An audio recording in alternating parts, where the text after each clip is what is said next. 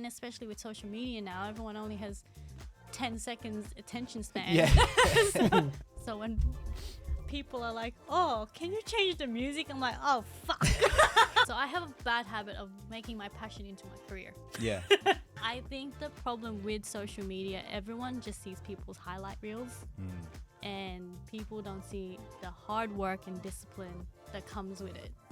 So people hate being a beginner. They hate starting something because they're scared of failure. Guys, welcome to the Kicking It podcast, sponsored by Sony. We've got three. Could you imagine? That'd be great. We've got a really special guest today, MG. She's been doing it since like 2013. Content creator. You did film school in 2013 for sure. Yes, I did. Started out from there and just been going since. I had to think about that. Yeah, I was like, over 10 years Wow. Yeah. in the industry. That's you and me combined. Yeah, easy. Wow. Right? oh, what? Really? Yeah. When did you guys start? I only started properly in 2020. Oh, Yeah, Yeah. we're like 4 or 5 years each. Yeah. oh wow. Yeah. I did film school in 2000 and I want to say 2007. So I got my like diploma, Yeah. but then I did fitness after that and I never used it. That's And so I was funny.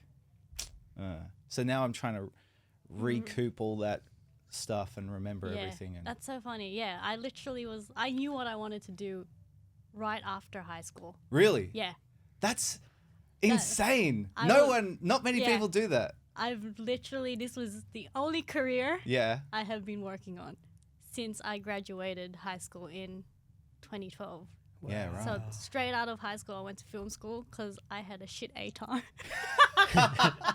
Yeah, I mean, it happens. We've all been there. Oh, I've been there. Look, I was not smart in high school. I wish I was a bit more smart about it. I actually binge watch One Piece during like the trial season. Nice. Nice. I am not the best role model, but I am here doing it full time now. That's epic. But that's I mean, that's not fair because I think school is hard because you're meant to be, you're sort of pigeonholed. You're meant to be, you're considered smart if you can do well in the tests and learn a certain way, but you just learn a different way and like chased what you wanted to. Pretty much. You know. I think I actually did better on my HSC exams. Oh, really? But because how HSC works, it's like a accumulation of everything throughout the year. Yeah. That's why I failed. So I was like, oh, maybe. Too many sick days watching One Piece. Yeah. Totally worth it. Totally worth it. So you were into creative stuff during high school? Yeah. I did multimedia and arts. So yeah, I was always doing creatives in high school. See, like some people think high school's bad. Like, so like I sucked at high school. But I think in high school you do so many subjects and it makes you realize I only want to do one thing. I wanted to be a chef. Chef. I actually wanted to be a Did you? pastry chef for some reason. I remember doing food ecom or whatever it was called, and I was like, I could do this. This is awesome. Yeah. Because I loved eating.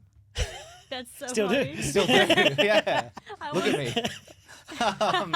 Yeah, I was really keen to be a pastry chef, Yeah. but then I did hospitality and hated it, and I was like, yeah, nah, maybe not. Yeah, that's fair. You can still be creative this way. Yeah, exactly. I just So, can't eat yeah, my edits. That's been a while. So Yeah. I failed HSC. I was lucky because I found out that I went to Sydney Film School. Yeah. They came to one of the career things, and that's how I found out about them. So when I was actually in the Philippines when I got my HSC results. Nice. Oh, the family would have been like... oh my God. I was so like, oh shit. I looked at it and I was just like, I just cried because I was like, oh fuck, mom and dad's going to kill me. Especially, yeah. Being Filipino. Yeah. They're So- like, doctor, nurse, or, okay, your HSC has determined that you can be neither, so your family you've brought dishonor to your family. Pretty much. Damn. Dishonor. Oh. And in the Philippines too, with I all that know. titas and titos, and they're like, this, Yeah, I was just sitting there what's like, she doing? Yeah. Then I literally went straight on the internet and I was like, okay, I remember that there was a diploma in screen and media because I knew what I wanted to do. Yeah. So I applied for Sydney Film School, Mm-hmm. And then, yeah, when I got back, I started the year after. Nice. I feel like I should have taken a gap year though. Nah. But then. Look at you now. You don't need Exactly. one. Yeah. Was that in the time period where you were using like mini DV tapes, or did you have film as well? I was using my shit Canon 500D. Yeah, right. That was back then. Shit. Okay, that's cool. Yeah. I was making short films with a 500D. Yeah, nice. No, that's the standard. Like, you know, everyone had the shitty Canon camera that shot like decent 720p used to be HD. Yeah. And it was like, oh, that's awesome. And you And the go- square box, and you're just Oh my like, gosh, yes. yeah. On YouTube, you're like, oh yeah, I'm doing really great. Yeah. Oh man, that brings back so many memories. Oh man. No, that's good. Yeah. So that's how I started. Yeah, right. Yeah. That was over 10 years. Yes. What an amazing ride. Did a lot of what you learned in that course carry over? Yes. So I actually regret going to uni. Oh, really? So I went to uni after film school. I did a media arts honors degree. Yeah. That's a good use of Hexstat. I know. That I will never pay off because I'm a creator. Have you inflation? I can't remember what the meme is, but it's like, oh yeah, I've paid off 60k of my Hexstat, and you check the balance and it's at like 180k. Anyway, so yeah, I went to uni. I went to COFA right after film school because fellow parents. Yeah. I literally bullshitted my way throughout that course. I learned more at film school than I did at uni. Wow. So I guess there's two schools of thought on that. Is like, so I think you are too, Kenny, is like I learned a lot, or pretty much everything through YouTube. And again, like having done film school and whatever, I feel like that was great for networking or whatever, but YouTube is where I was like, I could find different creators that I really enjoyed listening to and learning from, and I'd just watch their stuff all the time. What was your, like, I guess, experience with that? Because you would have been in a time period where you had both, access to both. Well, so film school was really good for the networking because that's actually how I started freelancing because people knew me from film school and they're like, oh, she's a great editor. That's what she wants to do. So I was actually just wanted to be a video editor. Yeah, right. And then somehow transitioned into videography. Does that come from being extremely introverted and you just want to stay inside? And Yeah. Yeah.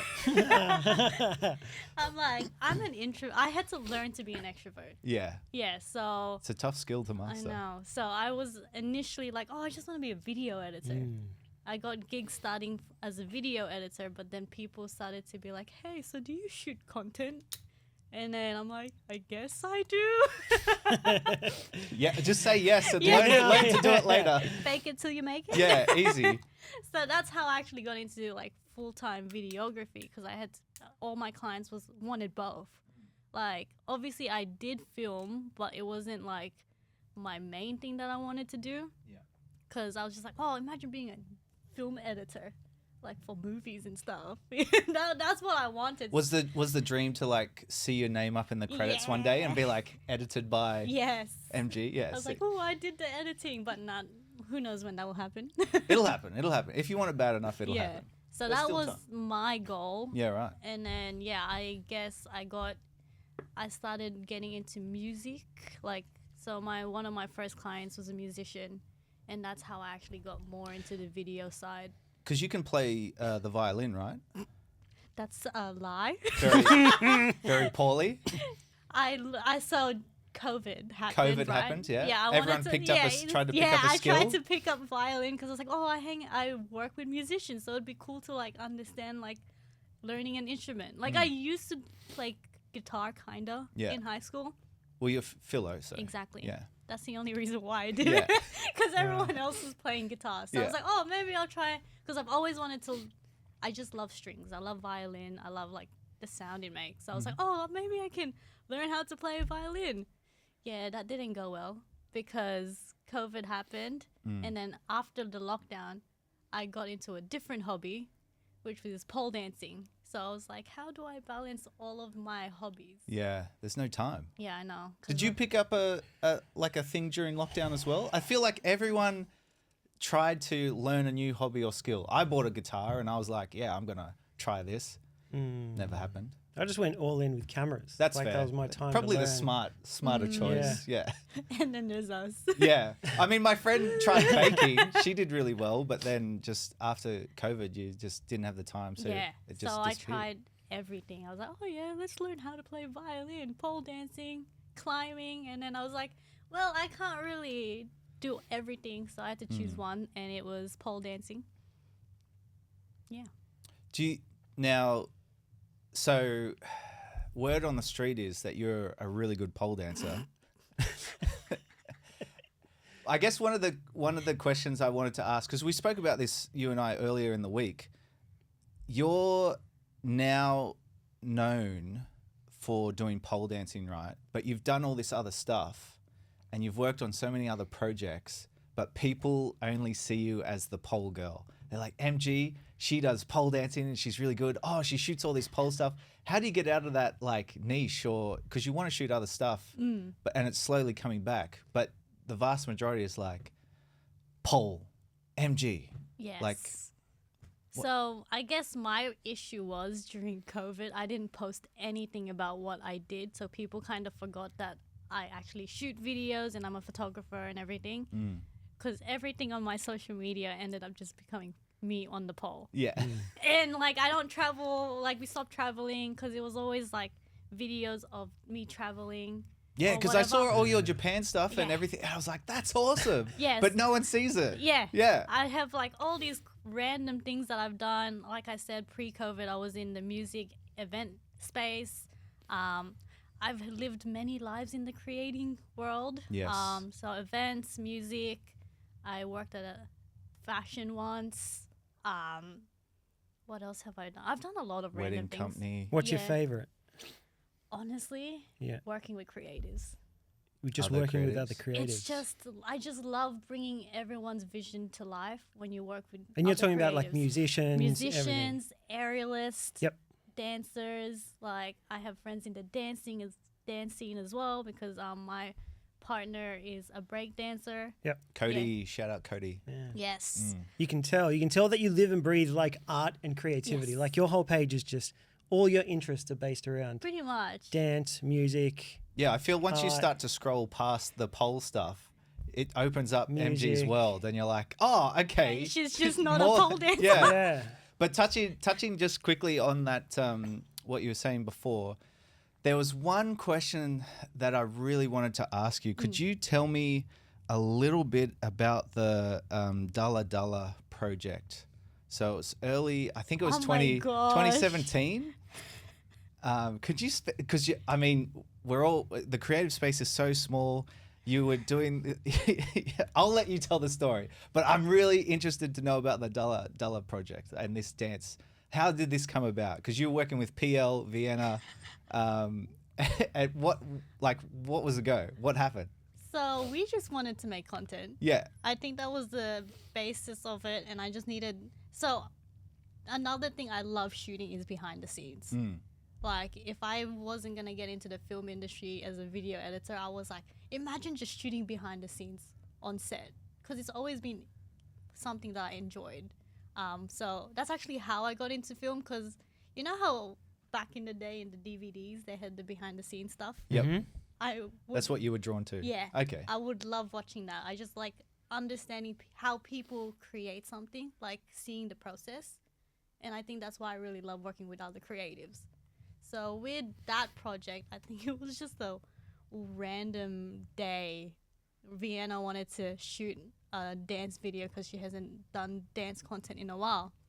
So I just jumped on and I was like, yeah, I'll shoot behind the scenes. And I just wanted to vibe. And I think that's the cool thing about our community, because we know each other. We always like hang out, and it's just, it's, what's the word? It's like bouncing off ideas and sharing everyone's passion Yeah. into one thing. Does that make sense? Yeah, definitely. Yeah, so that's how it happened. I've seen the video. It's awesome. It's so funny because you said, because like that was over 5 years ago now. Yeah. And it's like, because now I know everyone, and you know, everyone obviously changes and you go through different phases of life. But it's so interesting to see all you guys so young and like do it. And it's just so funny. It's like, it must have, I guess it would have been the same vibe as like, what's the viral video, like the Ting Ting dance? Oh, yeah. Something like that. I think, and I think 2017 was when like K-pop. Yeah, like, it was just coming into. Like K-pop was, I was already into K-pop in high school, but I think that's when K-pop just became like this big thing. Yeah. And it was like, yeah, let's just do a cover, us dance to this song. How do you know how long it took Vienna to learn the choreo or anything for that? I think she made her own. I think that's her. I don't know. Her own stuff. I have no idea. That's pretty impressive, Vienna. That's maybe you should get back into dancing as well. I can see you doing the Sony Kendo trips and then, like doing the dancing behind the scenes. TikToks with like a Sony camera. Yeah, that'd be sick. I can see that. Yeah, because I think it's like some of the choreo, and I think she did add some stuff to it. I can't remember. It's been a while. Yeah, it was a long time ago. 2017. It was hilarious. It's a really good video. Loved it. Oh my god. 10 out of 10.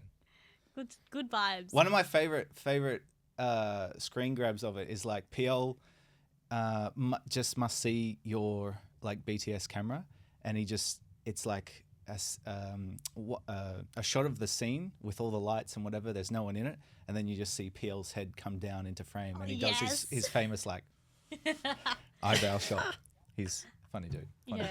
Yeah. Those vibes. I think that year, and we were just all just wanting to make content and like just hang out and have all the vibes. That was all what we wanted to do. Yeah. Well, it looked like a fun time. It was great. Yeah. Yeah, I miss those days. Then COVID happened. Do you think that yeah, so you miss those days? That's what, because we talk about that all the time, like trying to meet up with other creatives and just trying to bounce off ideas and actually shoot something. Everyone's so busy, it's tough to actually lock people down and find time to shoot. The people who like, you know, you see all the time on social media, they're killing it and whatever, and you're like, yeah, let's meet up. And then it's months, and then something happens. You got to take a job because, you know, we're all freelance sort of thing. So you're pretty much living paycheck to paycheck sometimes. Mm-hmm. Yeah, I think back then we were just starting off. So we had more time. But now that we're all full-time freelancing, it's like, so when are you free? Is it This next month? week or is it next year? Yeah. But would you rather go back to that time or like stay where you are now? I think I'm happy with where I am because I've seen the growth. Yeah. Like, I do miss making content, but I guess it's just, I think we just have to find a day where we're all like free and just make content, really. Yeah. Have fun together. Yeah. So you're happy with where you're at now? Yeah. I feel like, look, my life has been pretty complicated. Yeah. Like, with where I'm at, with how complicated my life has been in the year, I can't complain. Yep. Yeah. I think you're doing really well. And where you want to be? Like, what about your goals? Oh, my goals. Yeah. So I think I figured out what I really want to do now with my freelance stuff. Because, like, obviously I still love working with creatives and everything. Yeah. But ever since I started pole dancing, I've grown love for fitness. So I want to help small businesses that are building their brands and help them elevate it. Because, just doing pole dancing and seeing what fitness can do to people, like confidence, mental health, I just love the space. Yeah. Yeah, so I think I want to, like, I'll still work with my creatives because obviously pole dancers are still creatives. I still love working with musicians, but I want to pivot and start working more in the fitness industry. That's something that I love about what we do.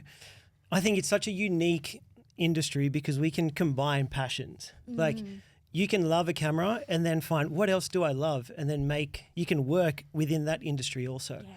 So, and it looks like that's what you're really good at. So you love dance and music, so you work with and do a music video. You love pole, so then you'll start making content around pole dancing. if you were a mechanic and you liked sport, you can't combine those. Like we're in an industry where like you can combine all the things you love and make money out of it. And I think that you're really good at that. It's like understanding, what do I like? Oh, cool. I like this other thing. Let me just start making content around that. And soon I can be within that industry too, doing what I love. Yeah. And Like I it think takes time. It takes time, but it's such a unique thing that we're lucky to have. Yeah. Because I feel like we always have to pivot as well. Yep. Especially if we want to be creative. Because I feel like once you're stuck with one thing, like I don't know about you guys, but I think I have ADHD. It's undiagnosed, but like if I get fixated on something, it becomes my Hyper focus. I hyper focus. So I have a bad habit of making my passion into my career. Yeah. Most people who That's a have good thing ADHD though, right? seem to have That's that, the yeah. dream, man. Yeah, like it's Yeah. amazing, but sometimes when you get fixated on the one industry, sometimes you lose the creativity. Yep. And I think that's why I love having other hobbies that are creative where I can bring it into my Into your craft. work. Yeah. Do you think that's the thing? Like you have a passion for something, but then once it becomes work, You lose the lose passion. it a bit? Sometimes. Yeah. I feel like I do sometimes because you're like, oh my God, shiny thing. And then you're like, oh man, I've been doing this for too long. Yeah, I've broken the shiny thing. I've pushed the button too Yeah. many times. Yeah, but I guess that's normal. That's Yep. life, right? Sometimes you're like, oh, actually, maybe like, how do you grow if you're not finding something new to learn or whatever? Totally. I think so too. It's good to do different things because then you learn from doing other things that you can bring back Yeah, to the thing that you love as well. exactly. Like, ever since I started pole dancing, I'm so much more aware of my body.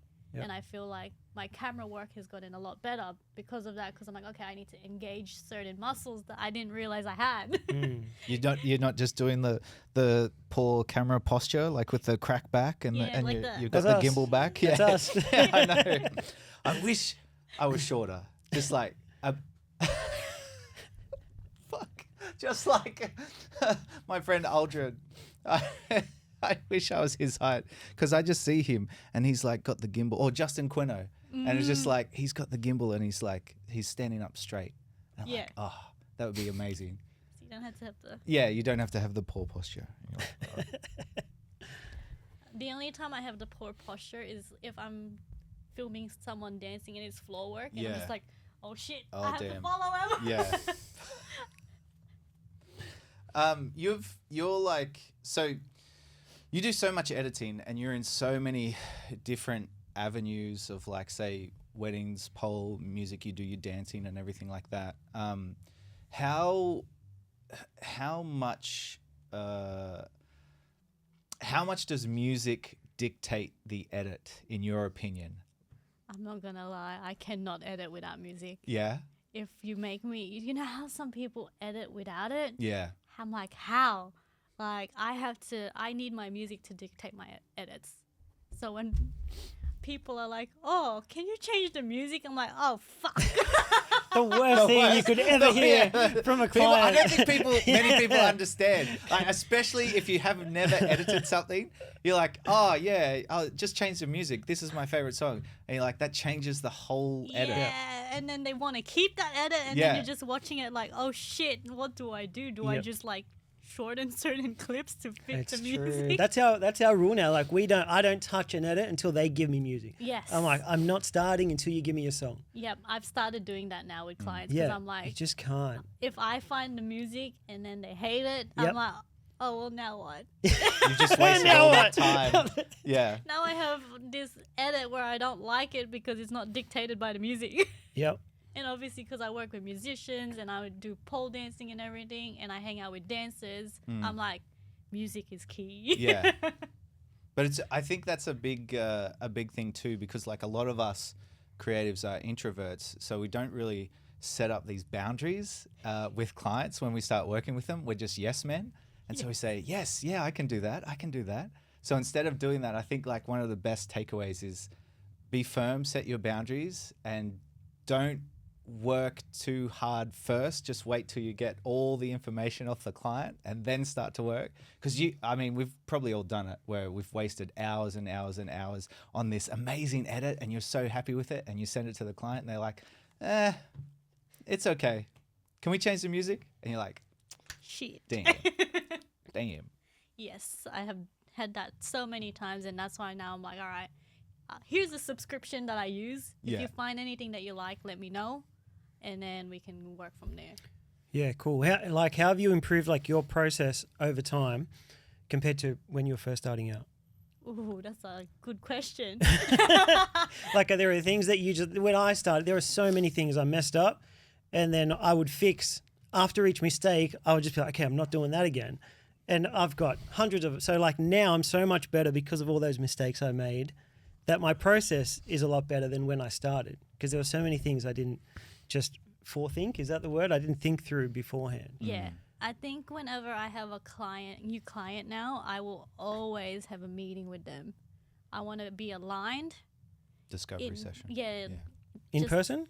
I do it in person. Yeah, cool. Because, like, I like seeing people in person so you can actually pick their brains properly, because they would see one thing, but then really that's not what they actually want.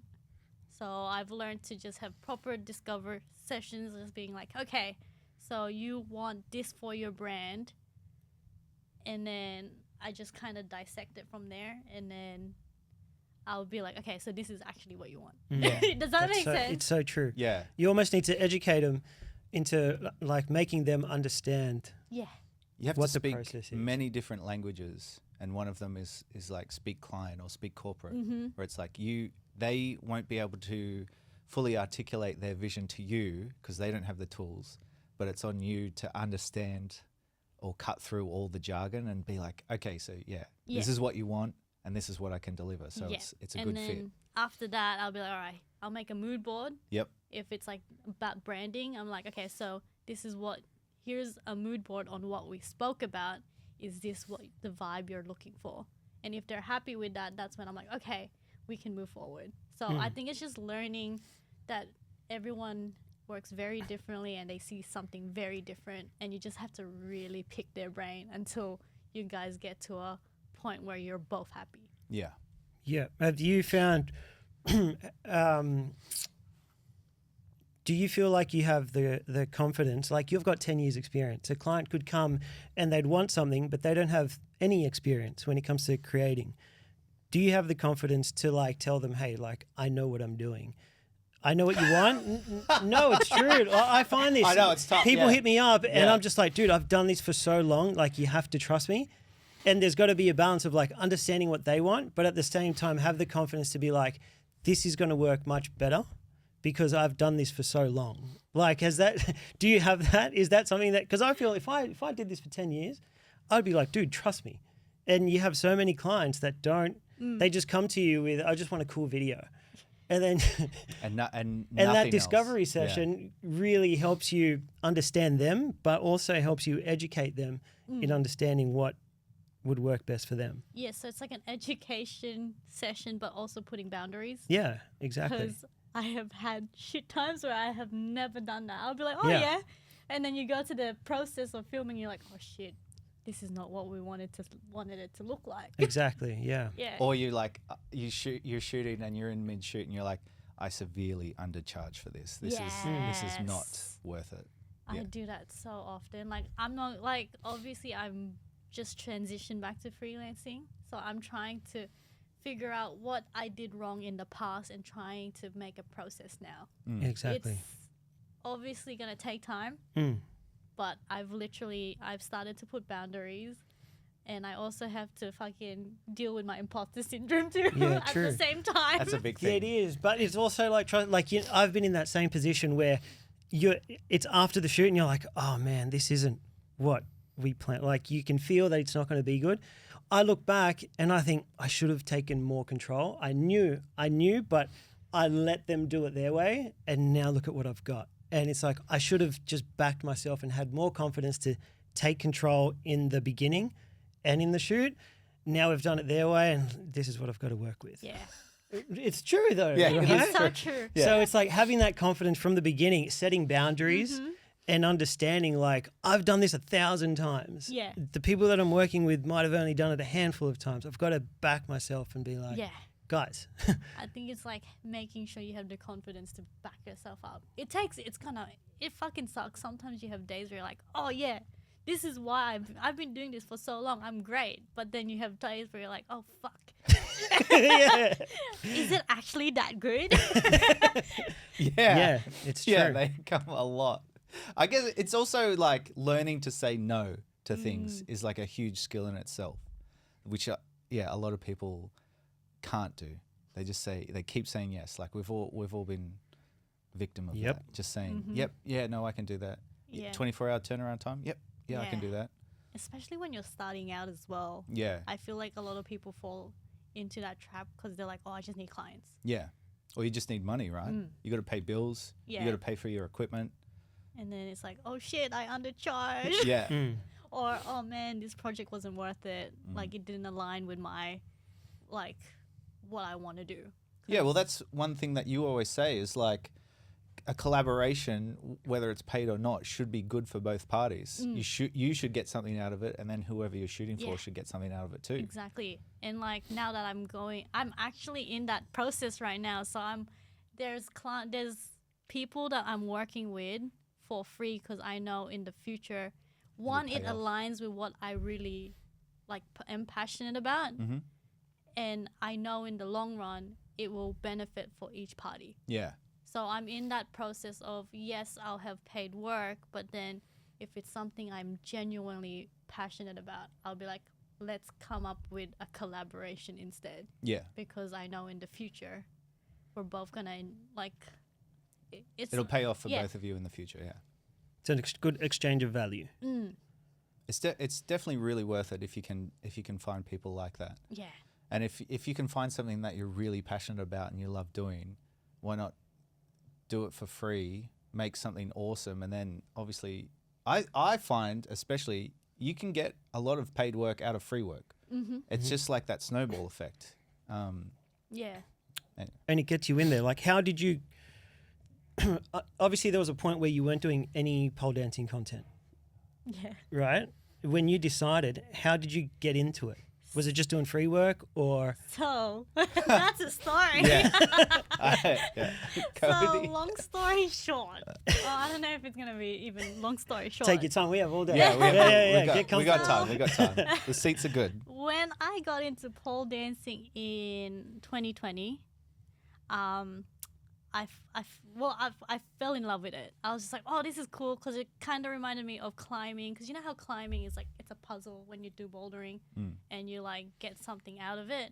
So I liked the mental challenge of pole dancing. I wasn't as strong as I am now, but I was just like... Yeah, have you seen some of the stuff that MG does? I'm just like, I message her and I'm like, fuck, holy shit, you're so strong. How do you do that? It is 4 years of discipline. Yeah. I actually wanted to give up on pole because I couldn't go upside down. But now I can. Yeah, next minute, her latest post is like, yeah, it's sick. Yeah, so when I got into pole dancing in 2020, I just saw there was a gap in the market. Everything was filmed on people's phones, and I'm like, it's such, like, pole dancing in itself is such an art. And I'm like, this deserves more, like, content, like, I don't know, just better quality, and it gives it justice because it's an art form. Like, yeah, there's a connotation of pole dancing, you know, the whole stripper thing, but it's actually athletic. Yeah. It helps people build confidence. So yeah, when in 2020, when it was COVID, I was like, oh, maybe I'll reach out to the owner of Sydney Pole. And I was like, hey, do you need content? Cool. How'd you do that? Oh, I found her because with text messages and whatever. Yep. Like when you're a student, they send messages, and I got her number that way. Like a group text? No, it's just like, oh, hey guys, how's the term going? Yeah, blah, cool. blah, blah, blah, blah. So I was like, hey, this is a great idea. I got her number through that and then messaged her. But at that time, they already had a content producer. So fast forward, I think it was 2022. I was consistently going to classes. I think I was doing like 3 classes a week or something. then I got to meet the other owner, and then from there I started just chatting with them and Buttering them up. yes, pretty much being like, oh, so I film content. Putting yourself out there. Yeah, pretty much. And so it's so funny. So I got really close to the owners, and then I started freelancing for them. So I did one gig for them, and then from there I saw the opportunity because they reached out being like, oh, we love what you've done. Can we do like a contract or whatever, like as a retainer? But at that time I was like, you know what would be nice if I just worked there full-time or part-time. And then I was like, so what are the chances for a part-time or full-time, position? Yeah. And then I got a part-time job. That's awesome. So Was it as... nah, actually, I won't ask that. What... Because I know a lot. What do you think is the main difference between, say, being a freelancer and having that part-time job or full-time job with a company? So you're living your dream, but you're stuck to this paycheck or this one specific job versus being freelance where you can shoot whatever, you're your own boss to a certain extent. Like, what do you think the main difference is? well, I guess Mainly on mental health, I guess. I think the thing is, as a creative, I think because I've had multiple full-time jobs during COVID because I was like, oh fuck, like I said, pre-COVID I was doing events and music. All my jobs were gone. Yeah. So I was like, I guess I just gotta find full-time jobs. So I had a couple of jobs, and working for a company is amazing. You learn different things because without it, I don't think I'd be really good at building brands if I weren't doing full-time. Because the good thing about full-time work for a company is you get to focus on the one brand, and you help that elevate it. But as a creative, like I said earlier, I got probably ADHD or something, and I get very like, oh, I just want to work on something else. So the good thing about freelancing is you get to have different types of clients and you work on different content, so it's not as hyper focused on this one brand, which is amazing. It's great experience, but as a creative, we need to feed our soul. Like, we have to feed our creative soul. And I guess that's why I started I was so invested in pole dancing, because as much as I love shooting content, I needed another release. So once I got full time, I think I started pole dancing 6 times a week because I just needed another outlet. Yeah. So that's that's the difference. Like, you get to work with a brand that you really love, but then sometimes it just gets repetitive. And you're like, because you're doing the same thing. Yeah, over like and I over loved again, it so much. I guess there's only so many ways that you can like shoot a wedding or shoot a pole. Like, you can be creative, but Yeah, and especially with social media now, everyone only has 10 seconds attention span. Yeah. so like, you have to hook people in for the 5 seconds. So as much as I love shooting like someone dancing or whatever, it does get repetitive. Yeah. Or like, if you're doing... because you've been doing it for so long, how have you seen the social media landscape especially change? Because I remember back in the day, it was not like it is now. Yeah, you probably weren't making 10-second videos. Yeah. No. 10 years ago. Yeah. You actually made videos with a story? Yeah. Completely different. Completely different. And obviously for someone that actually wanted to get into the film industry, that was my life. Yeah. And now I'm like, oh dang, I have to capture someone in 5 seconds. Yeah. It's like, it's hard. It's a different mindset. Yeah. How do you feel about that? Like, when you see content now, that's just very, I guess they don't seem to have a story, but it works. Like, people are, what's the word?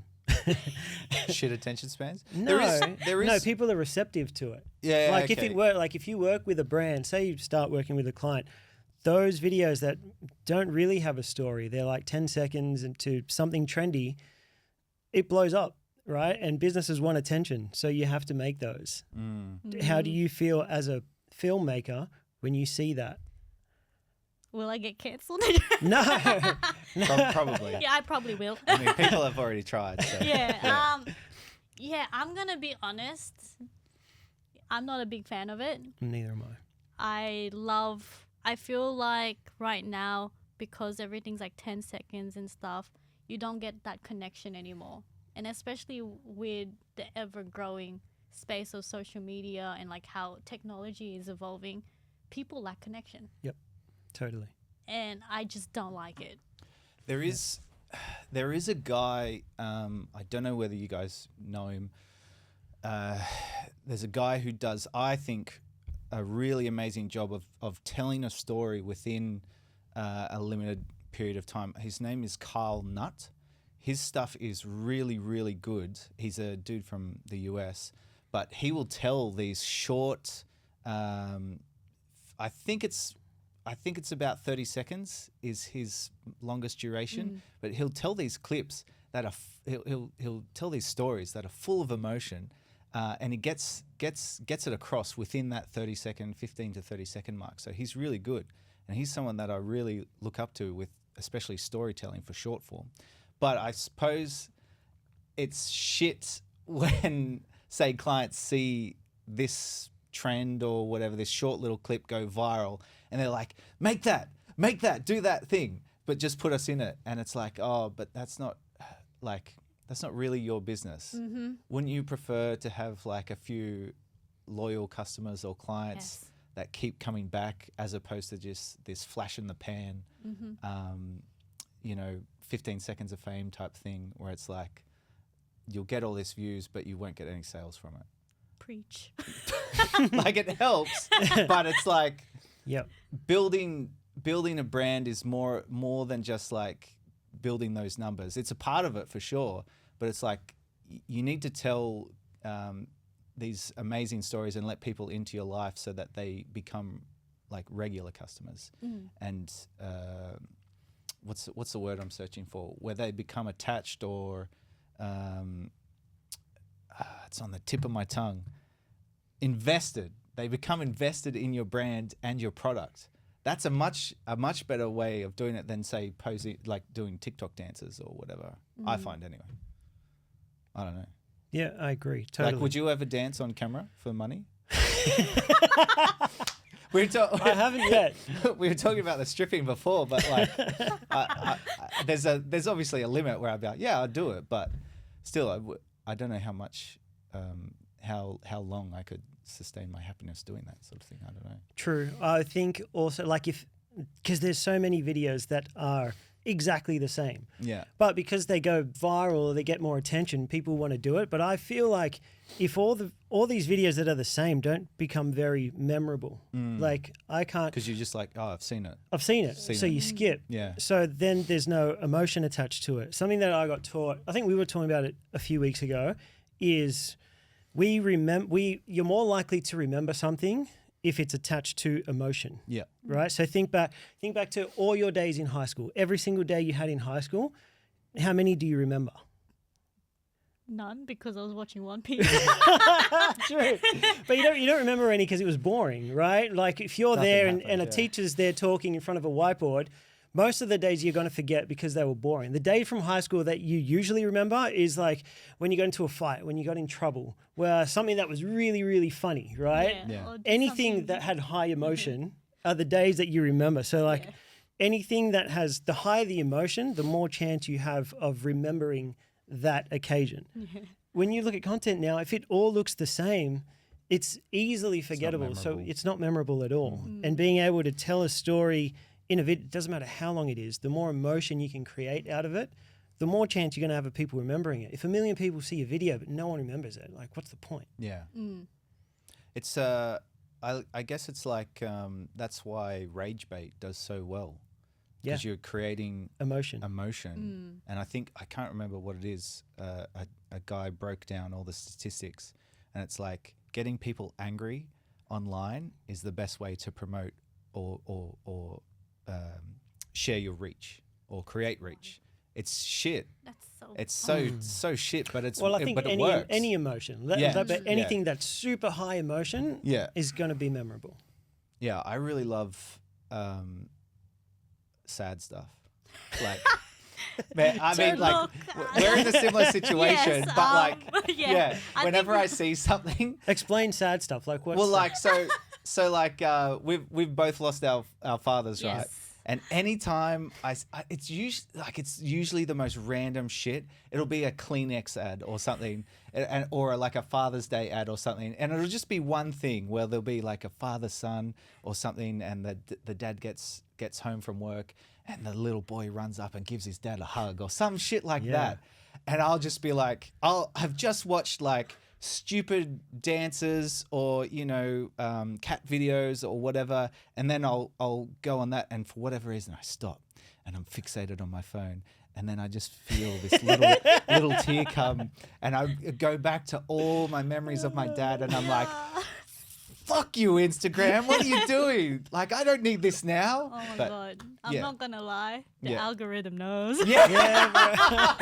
All the content is about like grief and shit. And I'm like, man. oh my God, guys, I get it. I lost my dad. Yeah. And this is why I went full-time freelancing, because I just mentally need a break. Yeah. But the algorithm doesn't want to give me a break. Yeah, it's The sneaky, algorithm right? doesn't give a fuck. Yeah, it's just like, no, you're gonna cry today, and you're gonna cry hard. And, fuck, it knows.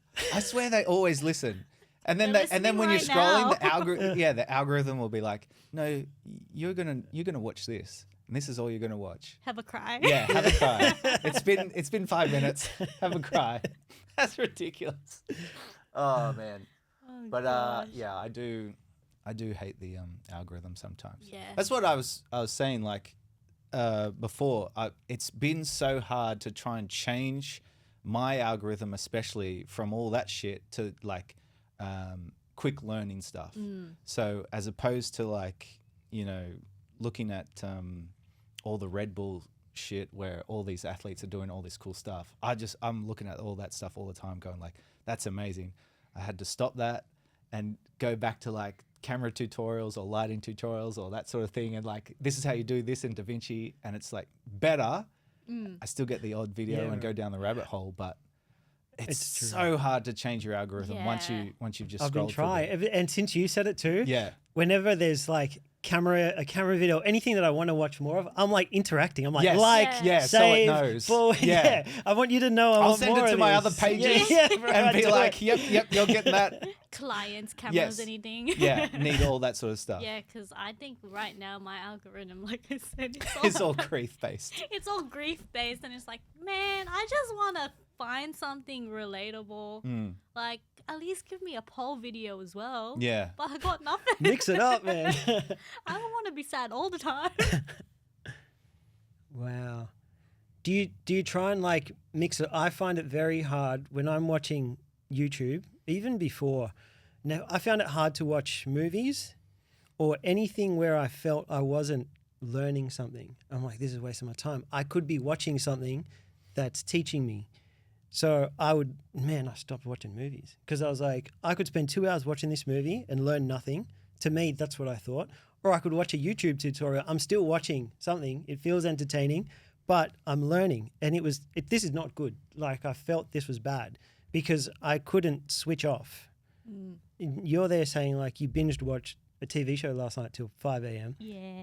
But I think that's a good thing. Like, I'm trying to learn to just switch off and have a break from constantly feeling like I need to be learning, and just have a break and watch something just for enjoyment. Yeah, I agree with that, because like, especially after losing my dad, I feel like having a full-time job, trying to balance, because I was actually freelancing while I had the full-time job.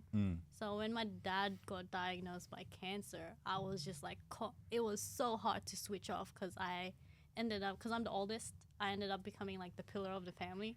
So it's wild. It was like full-time work. I was like, do I say yes or no to this gig because I still want to freelance, because I need something else to do that's like, I love pole dancing, I love what I do, but I'm also like, oh fuck, I just need something else because life's a bit chaotic. I even tried to do I did my first pole comp as well. Yeah. While this happened, I don't Wow. know why I did that. That was like I showed up. That was great, but it was so stupid. I was like in my head the whole time, and it was just like insane. So, yeah, I just right now I think that's why it was good to switch to full-time freelancing, because I need to learn how to switch off. Because I feel like I haven't actually felt the emotions properly, because I had to like my whole life flipped. Yeah. So yeah. So, like, did you use all that as almost like a distraction to not have to? Yeah. So I think working full time, I think I'm realizing it now. Working full time, doing all the pole dancing 6-7 hours a week, doing a pole comp when I wasn't mentally there. Yeah. It was a distraction. And then when I left and started freelancing, it was actually, I think, the week after he passed, and I was getting gigs. I was like, yes, I said yes to every gig, because I was like, I Wow. just needed, I was doing 2 shoots a week. Yeah. You're running away from the Yeah, I was pain running and away not from it. And I think trying to what face you it, said, it's trying to find a way to switch off. Because like as a business owner, as a freelancer, we're constantly like, oh, where are we going to go next? Yeah. Yep. So I'm trying to learn to take a break. Yeah. I'm sure Cody would appreciate that too. Yeah. Yeah. Yeah. Oh, it was wild. But I True. get what you mean. Like Yep. you have to learn to stop learning sometimes so you can be refreshed. Yeah. Well, that's why as well I try to watch. So yeah, when I go watch movies, I usually go by myself because I love it. I love going to the cinema by myself. You can laugh and be an idiot or like, you know, whatever, and people might look at you for a bit, but they're obviously engrossed in their own lives with their partners or whatever they've gone with. But there'll be some movies that I go to watch to like learn, like especially about cinematography. Like say when I went and watched Blade Runner 2049, I was like, holy damn. Or like The Green Knight, like those movies are fantastic for Dune. their cinematography. Yeah, Dune Bro. 2. Holy Blew my shit. mind. It was crazy. But then there'll be other movies that I'll go, like Deadpool and Wolverine, That's where just- it's like, I was like, I just want to switch off and Yeah. be entertained. And like those types of movies are the ones where I'm like, yeah, okay, I can sit here for a couple of hours and just be entertained, switch my brain off, Yeah. don't have to think about anything and just laugh and have a good time. Yeah.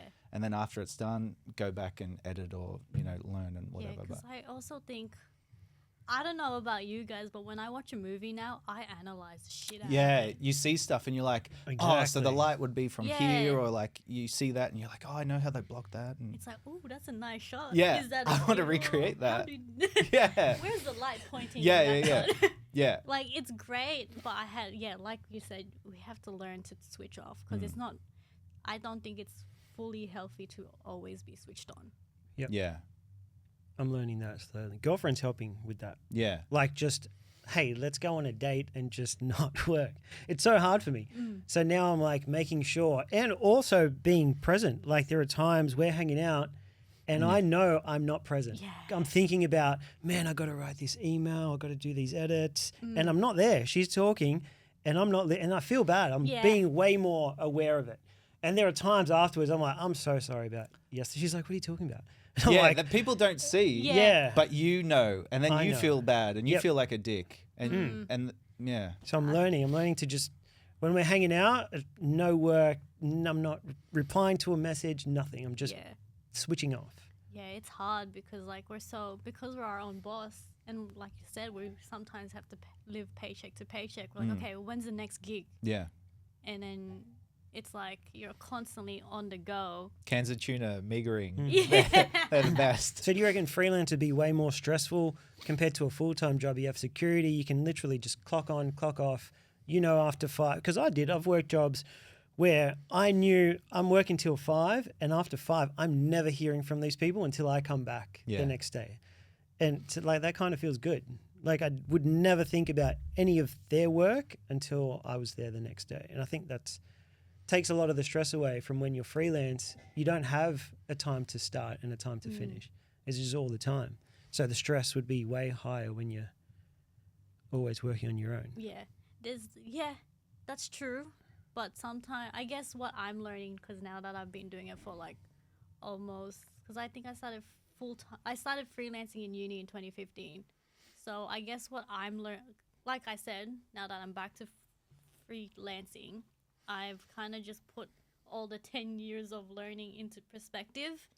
And I think, right, what I've been doing is I've set myself times now. I'm like, okay, I'm going to pretend that I work a 9 to 5, but it's for myself. Yeah. And like, I'm not going to lie, sometimes I'm like, I don't switch off, but I think it's just trying to put boundaries with yourself so you're not too stressed out. And I guess that's what I've learned after losing my dad and trying to, running away from everything by doing fucking 7 hours of pole a week, working full time and everything. I've learned to just, okay, I need to step back, because if I rush into this, I'm going to be hating what I do. And I'm going to find clients that I don't align with because I'm just trying to make the next income, if that makes sense. You're not shooting what you want. And yeah.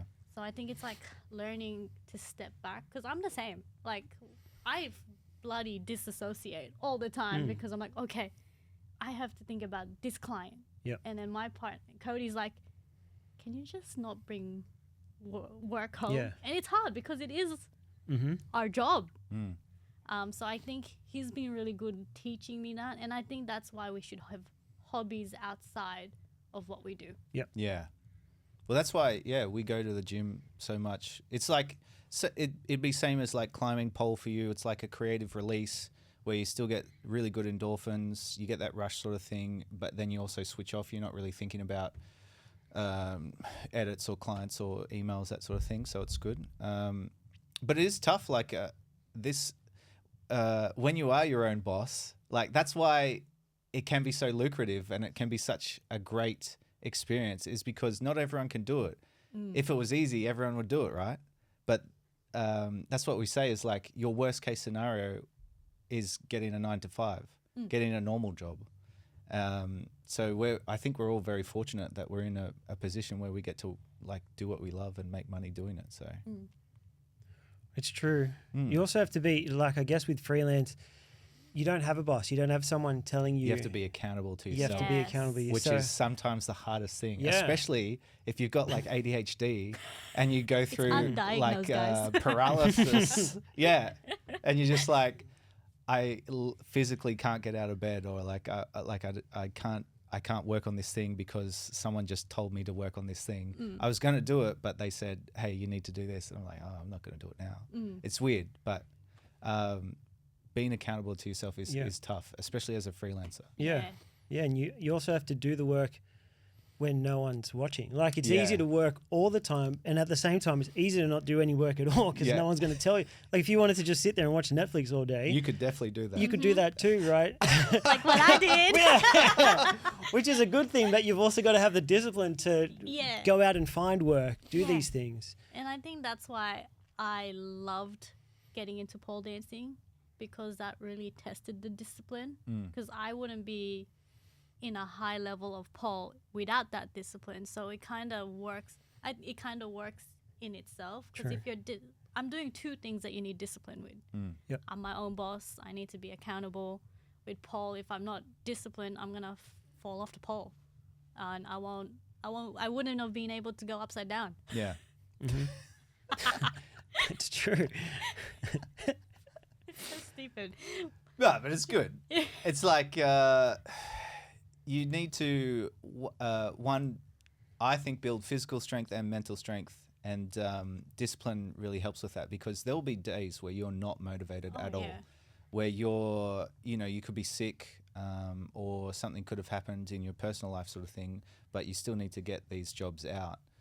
You still need to get paid. You still need to maybe find some other clients, and you need to have that discipline to do it, because motivation comes and goes.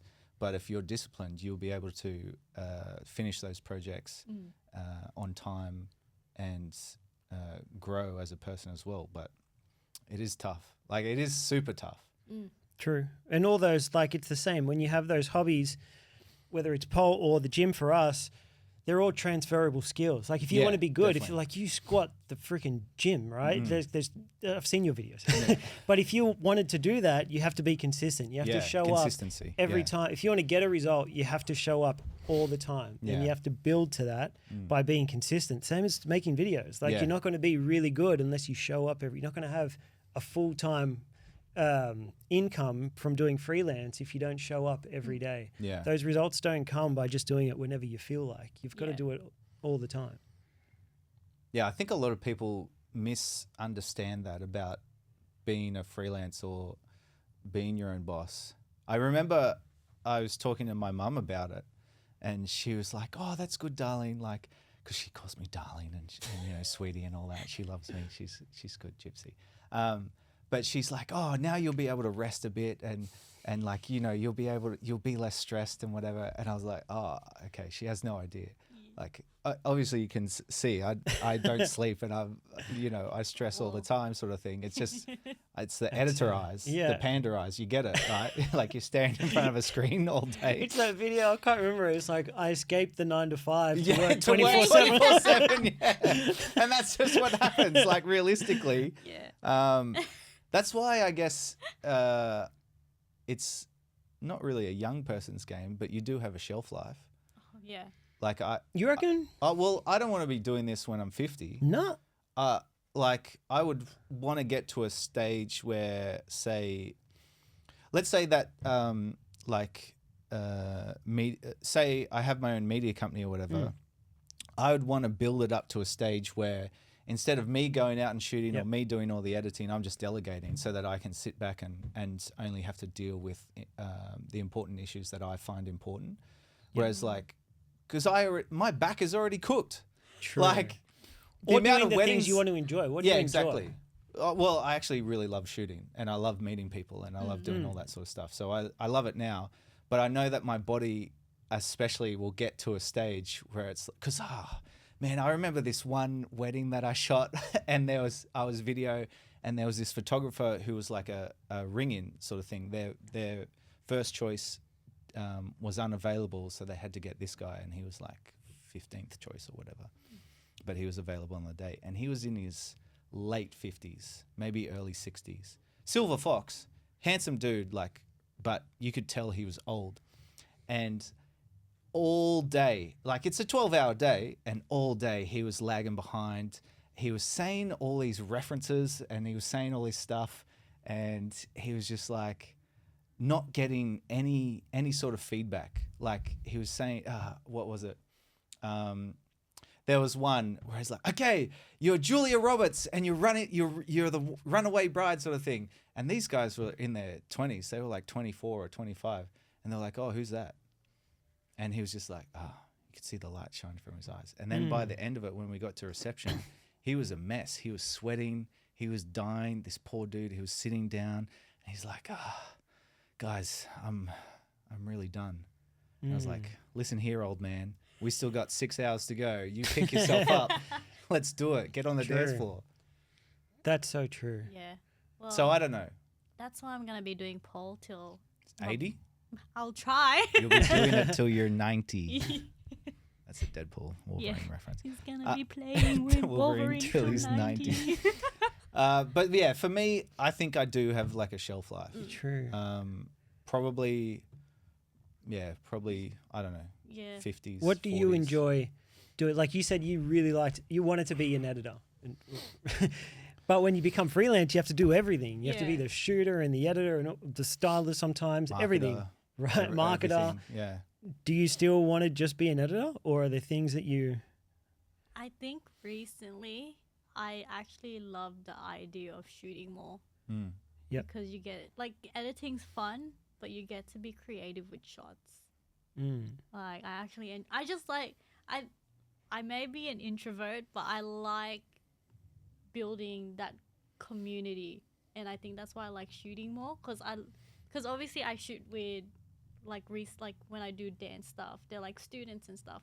Seeing their progress from, obviously, I don't watch them learn the choreo, but seeing them succeed in like a dance video and like be proud of themselves, I really enjoy seeing that. I guess it's because I have been in the pole space for 4 years now. So it's just like, oh, I love seeing people grow Yep. and see that progress and their journey. Because I think it's about the journey. Like, I'm learning it's about the journey, Not the destination. not the destination. Yeah. So I actually love shooting more because I get to see people's, like, in the dance space, for example, they're so proud of themselves because they showed up and danced on camera. And a camera is so daunting. And imagine posing in front of a camera and dancing. DJI Osmo 3. Damn. Get that. Yeah. Instead. So it's nice to see. So I think that's why I'm enjoying shooting a lot more, because I'm like, I get to see these young women who's done dancing or pole or whatever, and see them be proud of themselves. Yeah. That's a good feeling. Yeah, it's nice. That's true. I think that's something that we really have to learn with what we're doing. That journey process, there is so much to learn. That there will never be a destination. Can never stop learning. Like there will never be a destination where you're like, I know everything about this. No, you don't. You never will when it comes to like the editing, shooting, cameras, everything. Like there is so much. You'll never get to the end of it where you're like, I know everything about editing, shooting, styling. So if you don't learn to enjoy the process, you're fucked in this industry. Pretty much. And I think that's what I'm learning now, despite dealing with my own imposter syndrome. I'm like, MG, it's like Paul. Enjoy the fucking journey. Like, you wanted to quit because you couldn't go upside down. Like, you've had a tantrum about it. Yeah. And like, look at you now. You're fucking taking photos, Flying smiling around. upside down. Yeah. And Killing it. like, and that's with film as well. Like with my, like I always have to take a step back and be like, look, you've been doing this for 10 years. You literally wanted to do this in high school. Look at your high school self. You have fucking clients. Yeah.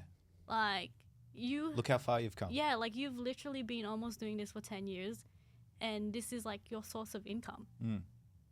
So So That's are there pretty still fucking cool. times where you don't feel like you're good enough? yeah, all the Yeah. time. Why do you think that is? I don't know. I think it's just so I guess because of how life has been recently, I just have a lot of self-doubt. Like, I feel very lost. Like, I don't know. Sometimes I'm like, oh, I could do this better. But I guess it's my own expectation on where I want to be, because I've always had the goal of I wanted to be on film sets. But here I am making content for pole dancers and musicians and other people, right? Which is amazing. I love it. But then there's like that part of me, like that childhood self being like, I want to be on a film set. I want to be on Marvel. Be on Marvel. If you get, if that's what you want, you'll get there. Life's not a straight line. It's many Can twists I and just turns. shoot your behind the scenes, please, Kevin Faggy? That's all I want. Is that too much to ask? Shit. Dang, I've been doing this for 10 years. Oh my gosh. That's probably a good time to end it. Before we go, do you have you've given out heaps of little nuggets of wisdom. Would there be like one final thought that you had for anyone who wants to start or is in the creative space? Just fucking do it. Look, anything. I think people have too much. I don't know, because obviously social media is so saturated right now, and that's why I'm not gonna lie, I hate being on social media, but as a freelancer I always have to be on there, and now that I'm my own boss again, I actually have to make content, and that will come soon. But I think the problem with social media, everyone just sees people's highlight reels, and people don't see the hard work and discipline that comes with it. So people hate being a beginner. They hate starting something because they're scared of failure. And what I've learned, I've been doing this for 10 years, and I'm constantly in about, like I said, I have imposter syndrome. It happens. It's human nature. It will always be there, but it's learning to kind of not live with it, but kind of just taking a step back and seeing the journey. Because it's like my pole dancing. Like, I wasn't expecting to be in a high level of pole in 4 years. But it's about putting the work, Putting in that work. Yeah. putting in the work, and realizing that everyone's gonna be shit when you start. Yeah. Like, That's a good takeaway. yeah, Yeah, that fear's always going to be there, right? yeah. If you let fear take over your life, you're not gonna get anywhere. Yeah, and you're not going to do anything. Like, if I let the fear take over my life, I wouldn't have been making pole dancing content. I wouldn't have actually been going upside down, because I literally cried because I couldn't go upside down. And pole dancing's fucking hard. Yeah. And people don't realize that. And it makes me sad when I see people start and they're like, oh, I'm not strong enough. Or like, and it goes with film. Yet. Exactly. Yeah. But I think a It's- lot of people will be like that with content too. Yeah. Like, I'm not good enough, or Yeah, I'll never like- be Yet. that good. Yeah. Yeah, like it's having that fear mindset that makes it hard for people to start. Yeah. So my piece of advice is just do it, because like if you don't start, you're not gonna get anywhere. You'll always be stuck with, oh, I wish I had that. I wish I was making content for a living. Oh, I wish I could dance well. Like, I wish I was strong. I wish I could, like, deadlift I don't know how True. many kilos, like, No, it's true. You're right. There was a point where you wished you were strong. Like, there was a point where you wished you could squat 500 kilos, right? But then what did you do about it? You started. Yeah, you've got to start. You just start. And then you eventually you get to a point where you don't have to wish for that anymore because you've got it. Because you're doing it. So yeah, that's my piece of advice, because I've literally learned from my mistakes, because I will let fear take over my life, because I don't know, shit times happens. Sometimes you work with people and then you guys don't creatively mesh, so you think that's a shit content, for example, like, And then you get disheartened. Yeah. And you're like, oh, I'll never do that again. But it wasn't necessarily you. It could have been the person that you were working with. And yeah, your creative vision didn't align. So then you stop doing that thing where it's like, it wasn't you and it wasn't the thing. It was just the person that you were working Yeah, with. because you guys didn't mesh well, Yeah. or whatever. Imagine that. I feel like you could have a fear and then do it. Imagine having a fear and then not doing it. Then you have fear and regret together. Yeah. That's like as that's bad tough. as it gets. Yeah. Yeah, and that's where that's why you should start, because at the end of the day, we're all going to get old, we're all going to die, and all you have is your memories. So it's like, I would rather be on my deathbed and remember my life. I've lived many lives, but I'm so happy where where I am right now. And I would rather have all those memories rather than regrets, because it's like, at least I started on everything I wanted to do and I tried. Yeah. No matter how long it took, I always got to where I wanted to go just because I tried. And I'm like, I'm going to be shit, and I'm going to be shit for a little bit, but I'll eventually get better, hopefully. So as long as you start and you just realize that, yes, you're going to be shit for a little bit, it's going to be okay. Everyone starts from zero. Yep. So it's not a big deal. And life is too short. Exactly. Like, I've learned that in this year, this year. Yeah. Like, It's too short not to start. why be hold back by your fears when you can just start? Yeah, just start. Do it. Do it. Do it. Thank you, MG. Thank you, MG. You've been awesome. That was Thanks for that was having amazing. me. Great. Yeah. That was sick.